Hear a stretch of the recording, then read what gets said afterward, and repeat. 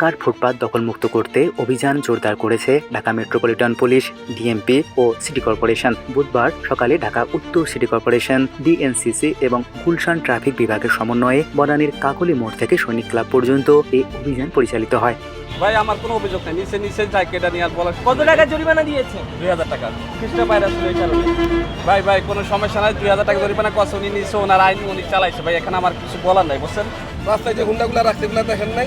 একটা নতুন দোকান ব্যবসা চালু করার জন্য মাত্র মালামালগুলো আনছে, আপনারা এখানে জরিমানা করে দিলেন। অথচ রাস্তায় ফুটপাতে কতগুলা হুন্ডা রাখছে, এগুলোর জন্য আপনারা কিছু বলেন না। ম্যাজিস্ট্রেট স্যার এখানে আদেশ দিয়েছে, আপনি আসামিকে আপনি বলতেছেন আপনি এখন দেন। আপনি কোথায় যাচ্ছেন? আপনি কোথাও যাইতে পারবেন না। আমি যাব না, আমি এখানে দাঁড়ান। অভিযানে ফুটপাত দখল, অবৈধ স্থাপনা এবং পথচারীদের চলাচলে প্রতিবন্ধকতা সৃষ্টির অভিযোগে বিভিন্ন ব্যক্তি ও ব্যবসা প্রতিষ্ঠানকে মোট 27,000 টাকা জরিমানা করা হয়। একই সঙ্গে ফুটপাতে গড়ে ওঠা দোকানপাটের মালামাল উচ্ছেদ করে সিটি কর্পোরেশনের গাড়িতে জব্দ করা হয়।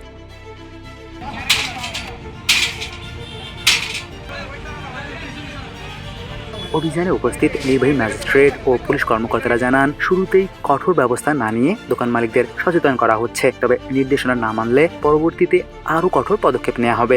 এই যে দোকান আছে সে দেখেন তার ফ্রিজটাকে বাইরে দিয়েছে, আবার এসে আমরা এই জায়গায় একটা সেলফ পেলাম রোডের মধ্যে। এগুলো উচ্ছেদ হচ্ছে আমাদের মূল উদ্দেশ্য। এইসব থাকার কারণে হয় কি মানুষ ফুটপাথ ছেড়ে রোডে চলে আসতেছে। ফলে আমরা এই ট্রাফিক ডিভিশন করবইছি যে ফুটপাথ যেন স্মুথ হলে লোকজন ফুটপাথ দিয়ে হাঁটবে, তারা রোডে যাবে না। এটা হচ্ছে মূল উদ্দেশ্য। আমরা এক সপ্তাহ একটা প্রোগ্রাম নিয়েছি। এই সপ্তাহে আমরা প্রতিদিনে আমরা এই অপারেশনগুলো চলবো। এই ডিভিশনের বিভিন্ন এরিয়া চলতে থাকবে।